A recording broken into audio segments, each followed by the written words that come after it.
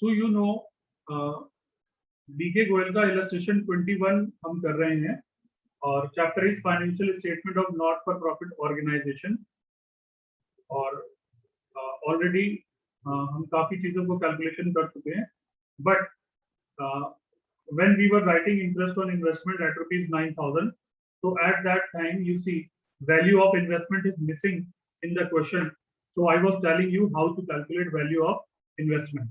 तो आप देखेंगे एक बार फिर से 5% value is 9,000, so 1% value will be 9,000 upon 5, and like this 100% value will be 9,000 upon 5 into 100, और 5 से हम cancel कर देंगे, it will come 20.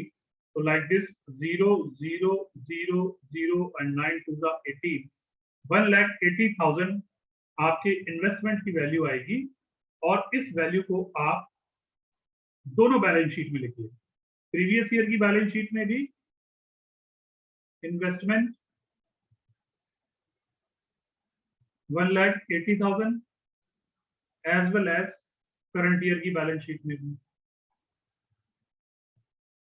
investments 1,80,000. Okay, now wait a minute, ये वर्किंग नोट को मैं इरेज कर देता हूँ।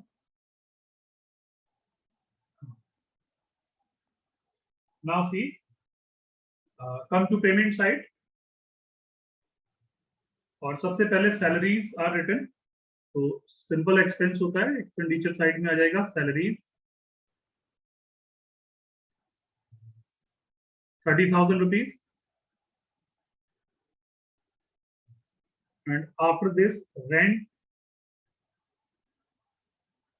is also a very simple expense, it will also come in expenditure side 18,300, and then repairs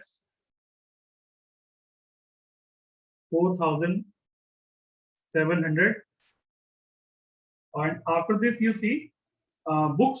So books purchase करिए, and books are current year's asset, building is also asset, and closing balance is also asset. तो books की opening और closing value given है, books का treatment हम बाद में करते हैं, पहले बिल्डिंग लिख लेते हैं। So building will come in assets of current year's balance sheet 30,000 rupees, और after this balance CD, this is closing balance of cash, current year का क्लोजिंग बैलेंस आ गया ये करंट ईयर की बैलेंस शीट में असेट साइड में। And after this come to additional information, सबसे पहले सब्सक्रिप्शन से related all 4 additional informations are there, means both outstanding as well as both advances. तो सबसे पहले हम यहाँ पर लिख लेते हैं add outstanding of current year less outstanding of previous year, then add advance in previous year and less advance in current year. तो अब आप देखिए subscription received in advance 2018 and 2019, तो प्रीवियस ईयर का आउटस्टैंडिंग एडवांस है 4,000, इसको हम plus कर लेंगे, और करंट ईयर का एडवांस है 5,000, इसको माइनस कर देंगे। Same way both outstandings are also given, previous year का आउटस्टैंडिंग है 3,000, इसको आप माइनस कर देंगे, और करंट ईयर का आउटस्टैंडिंग है 4,000, इसको हम प्लस कर देंगे।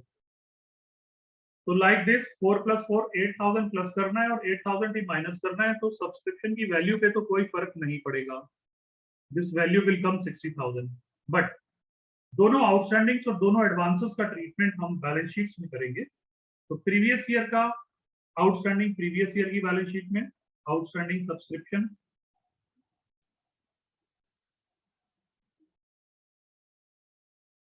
ये हम असेट में लिखेंगे because this is receivable amount 3,000, and current year's outstanding will come in current year's balance sheet at the asset side, outstanding subscription 4,000,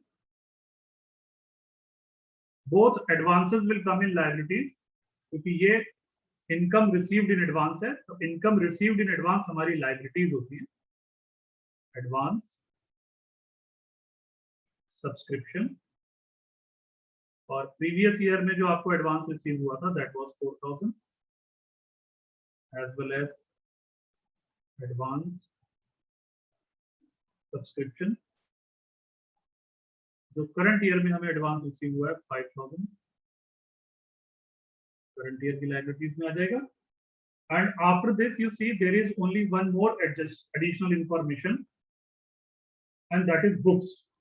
तो बुक्स की opening value means previous year की वैल्यू हम प्रीवियस ईयर की asset में लिखेंगे, books 12500 as it is. हम books की value को करंट ईयर की बैलेंस शीट में एसेट्स में ले आएंगे 12500 और ऐड कर देंगे परचेजेस ड्यूरिंग द ईयर। और इस साल हमने जो बुक्स परचेज करी है वो है 16,000 रुपीज की, ये हम ऐड कर देंगे। इस तरीके से हमारे पास टोटल बुक्स हो गई 6 + 2 8 28,500 की बच्चों। और क्लोजिंग वैल्यू ऑफ बुक्स में देख रहा हूँ 26,500 इज गिवन, तो वो हम अमाउंट कॉलम में लिख लेंगे। अब ये जो हमारा डिफरेंस है 28,500 माइनस 26,500 विच इज 2,000, ये हमारा जो डिफरेंस है ये कहलाएगा बच्चों depreciation, less depreciation.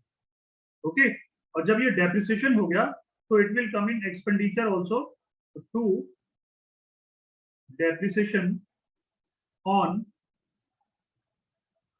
Books and that is 2,000 rupees. तो आपने देखा इस तरह से ये बहुत ही छोटा सा क्वेश्चन है, बहुत ही मजेदार क्वेश्चन है। तो सबसे पहले क्या करेंगे, हम प्रीवियस ईयर की बैलेंस शीट को क्लोज कर देंगे। और प्रीवियस ईयर की बैलेंस शीट को क्लोज करके हमें मालूम है कि हम क्या फाइंड करते हैं, हम फाइंड करते हैं कैपिटल फंड। तो 2 लाख,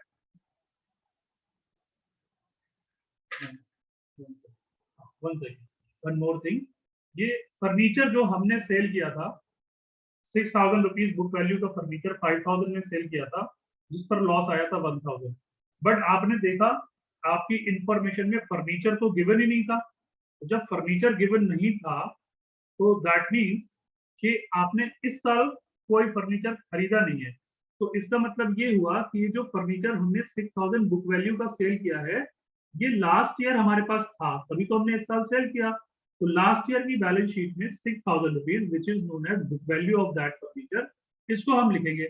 इस साल हमने कोई और फर्नीचर खरीदा नहीं है तो इसलिए करंट ईयर की बैलेंस शीट में ये नहीं आएगा, क्योंकि 6,000 का फर्नीचर जो हमने लास्ट ईयर परचेज कर रखा था, जो लास्ट ईयर से हमारे पास था, उसको हमने 5,000 में सेल कर दिया है, उसका लॉस हमने एक्सपेंडिचर में ऑलरेडी लिख दिया। ठीक है, तो फर्नीचर प्रीवियस ईयर की बैलेंस शीट में असेट्स में आएगा, बिकॉज फर्नीचर की कोई भी ओपनिंग और क्लोजिंग वैल्यू और परचेज वैल्यू नहीं दे रखी है।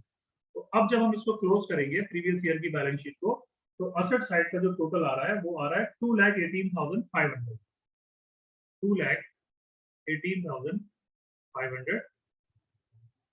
Same total will come in liability side 2,18,500। इसमें से जब हम 4,000 माइनस कर देते हैं तो 2,14,500 ये हमारा बैलेंसिंग फिगर होती है और इसको हम बोलते हैं कैपिटल फंड।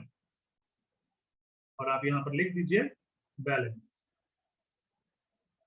और as it is current year की बैलेंस शीट में लायबिलिटीज साइड में कैपिटल फंड को ट्रांसफर कर दिया जाएगा 2,14,500। और उसके बाद हम क्लोज करेंगे बच्चों इनकम एंड एक्सपेंडिचर अकाउंट। और इनकम एंड एक्सपेंडिचर अकाउंट को क्लोज करके हम फाइंड कर लेंगे आइदर सरप्लस और डेफिसिट। तो क्रेडिट साइड का टोटल 71,000 आ रहा है और डेबिट साइड में मींस एक्सपेंसेस आर लेस। 71,000 में से ऑल एक्सपेंडिचर को जब हम माइनस करते हैं तो there will be a surplus of ₹15,000 to surplus. आपको मालूम है in place of net profit now we will calculate surplus, और इसको फिर हम ऐड कर देंगे कैपिटल फंड में 15,000 0 0 5 5 + 4 9 1 + 1 2 × 2। इस तरीके से हम करंट ईयर की बैलेंस शीट का भी टोटल कर देंगे और जब हम करंट ईयर की बैलेंस शीट का टोटल कर रहे हैं तो 2,41,500 और 2,41,500। देखो बच्चों, आपको मालूम है लाइफ मेंबरशिप फी को आप कैपिटल फंड में भी ऐड कर सकते हो, वो भी एक ट्रीटमेंट है, और सेपरेटली भी लिख सकते हो। ठीक है, बहुत बड़ी गलती नहीं है उसमें। बट आप अगर इसको लाइफ मेंबरशिप फी को कैपिटल फंड में ऐड कर देते हो तो वो ज्यादा बेटर ट्रीटमेंट है। ओके, तो ये था आपका इलस्ट्रेशन 21, और इसकी हेल्प से अब आप कर सकते हो other questions which are given in your book. ठीक है।